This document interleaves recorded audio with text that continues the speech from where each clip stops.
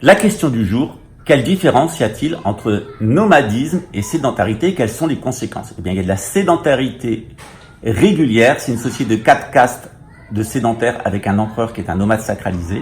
Et puis, il y a la sédentarité régulière, c'est un chaman, un sédentaire désacralisé qui est dans sa grotte. Et il y a 12 tribus de nomades, 12 tribus d'Israël qui sont autour de lui. Ce système, il peut s'inverser. C'est ce qu'on appelle le nomadisme dévié. C'est donc la colonisation. Et puis, c'est aussi les civilisations irrégulières. Et ces civilisations irrégulières, eh bien, ce sont les tyrannies comme celle qui se pointe au coin de la rue et qui est la gouvernance mondiale. La bête est là. Elle arrive.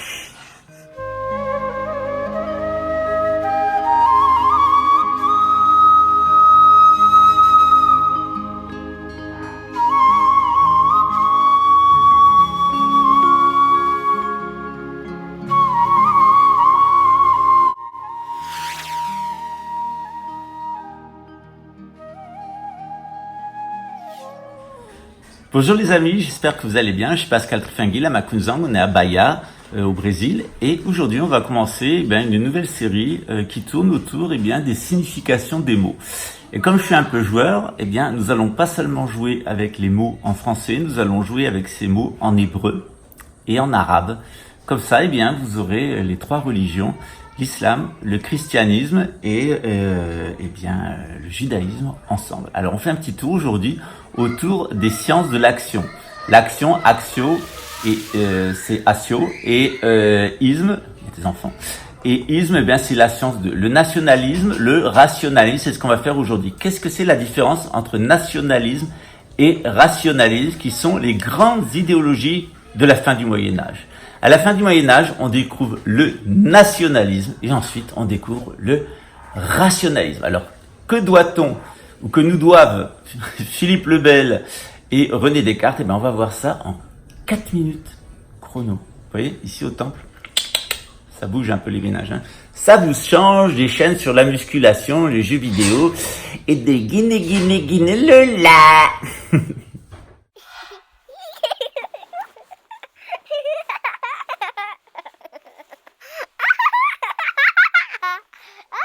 Alors, on va partir de l'action, la science de l'action, actionnalisme, on va voir le rationalisme et puis on va voir le nationalisme. Alors, ce qu'il faut comprendre, c'est que le rationalisme, c'est l'action et c'est la science qui est déterminée par la quantité. On est face à la création divine, on va mesurer la quantité de choses et on va le faire comment? On va le faire avec sa tête. Et avec sa tête, on va mesurer ce qu'on a. Quelqu'un qui mesure tout le temps ce qu'il a, c'est un homme pauvre, nous dit en hébreu. Puis c'est quelqu'un qui va tout le temps devoir rectifier son attitude.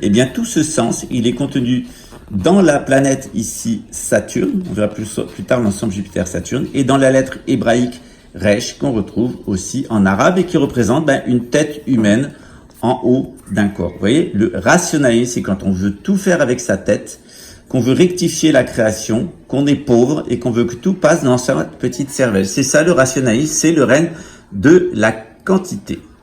Le nationalisme, il est formé, le N ou le M, c'est à peu près la même lettre, en hébreu, en arabe, c'est 2 lettres, c'est Nun et Mem. En arabe, c'est Nun, et Mem aussi. Ces lettres, elles sont très importantes. Ibn Arabi a fait une très très belle étude sur le sens de la barque, le sens de Noé, c'est Nun en arabe. Et Noah en hébreu, Noé en français. Et donc cette lettre N, figurez-vous, c'est une figuration des pieds.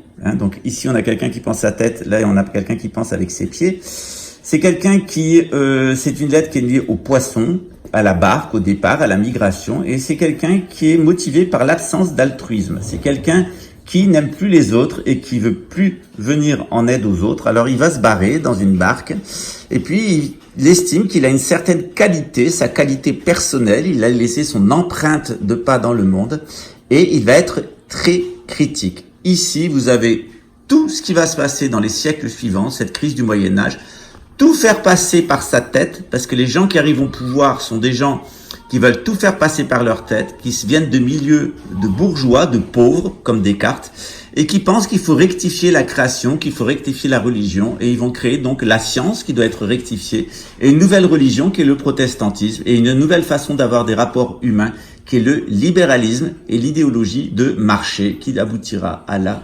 démocratie. Donc on est là dans le cœur du mouvement de la Renaissance. Ici, on est dans le cœur du mouvement de la colonisation. Eh bien, c'est des hommes qui ne veulent plus, qui sont plus intéressés par les pauvres, qui ne sont plus intéressés par l'au-delà, qui sont intéressés que par eux-mêmes. Ils vont construire des barques. Ils vont mettre leurs pieds partout dans le monde parce qu'ils imaginent qu'ils ont une qualité qui est supérieure à celle des peuples qu'ils vont coloniser. Et puis ces personnes-là vont être très critiques partout où ils rentrent jusqu'à faire tomber l'intégralité des civilisations. C'est ainsi qu'en 4 minutes, vous avez compris tout le problème de la fin du Moyen-Âge. Le rationalisme avec son règne de la quantité, quand autrefois on veillait à la qualité des personnes. Et puis ensuite, la colonisation, le nomadisme, le départ vers l'étranger où on s'estime supérieur aux autres, alors que dans les sociétés traditionnelles, on veillait surtout à avoir une quantité de personnes suffisante pour faire fonctionner la société. Le Moyen-Âge, c'est une société satanique. Le Moyen-Âge, c'est une société traditionnelle et la Renaissance, c'est la Renaissance de Rome, la Renaissance des Édomites. C'est la Renaissance d'une société satanique à 2 vitesses où d'un côté, il y aura ceux qui seront à la tête, qui auront la quantité d'argent nécessaire et qui contrôleront les autres selon leurs idées. Et puis en bas, il y a ceux qui les exploiteront parce qu'ils les estimeront sans qualité et les emmerderont tellement et ils leur porteront tellement préjudice qu'ils diront bien fait, ça leur fait les pieds. Voilà. Alors Jacques Attali nous dit que dans le futur, il y aura une élite qui sera à la tête et tout passera dans sa tête parce qu'elle sera connectée à l'intelligence artificielle, elle sera immortelle puisqu'elle ira dans une arche numérique, nous dit Yuval Harari. Et d'autre part, les 7 milliards de personnes dont ils veulent se débarrasser parce qu'ils les trouvent inutiles, ils n'auront que leurs pieds pour aller dans des couloirs humanitaires ou anti-humanitaires d'une ville à l'autre en attendant d'être stérilisés, d'être réduits à la faim et puis d'être éliminés dans des guerres inutiles. Voilà, c'est le passage, l'hyper-empire, où tout est contrôlé par la tête anglo-saxonne et la City of London et le Vatican. L'hyper-guerre où évidemment on va tout détruire au nom du règne de la quantité et au nom du nomadisme intégral. Et puis ensuite cette hyper-démocratie qui sera en réalité la pire des tyrannies, celle des gens qui seront gouvernés par l'intelligence artificielle et qui penseront que vous n'êtes qu'un petit véhicule biologique à leur désir. Pour l'instant, ils se tapent vos gosses et plus tard, c'est vous qui se taperont.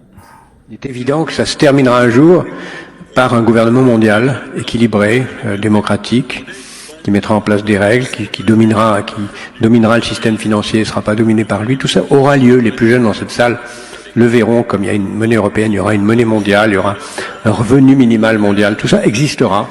À mon sens, l'humanité va se diviser en 3 catégories. Les nomades de luxe, qui disposeront de tous les outils de la liberté, dont on vient de parler, y compris de la liberté génétique, de devenir un autre. Ceux-là, ils vont être peut-être 100 à 150 millions, ils auront tous les moyens du mouvement absolu, déraciné, libre, mais la liberté, le déracinement sera un luxe et non pas une souffrance. À l'autre bout, il y aura 5 à 6 milliards de nomades de misère qui seront obligés de bouger de la campagne à la ville, d'une ville à l'autre, simplement pour trouver à manger. Et au milieu, il y aura une catégorie centrale, une sorte de classe moyenne, qui vivra dans l'espérance illusoire de rejoindre les nomades de luxe et dans la terreur réelle de basculer dans l'infranomadisme. Et qui les regardera les uns à la télé dans les journaux qui leur montrent la vie des nomades de luxe et qui, à la télé, se réjouira de voir le spectacle de la misère des autres en se réjouissant de ne pas en être. Ça, c'est les 3 catégories qui sont en train d'apparaître.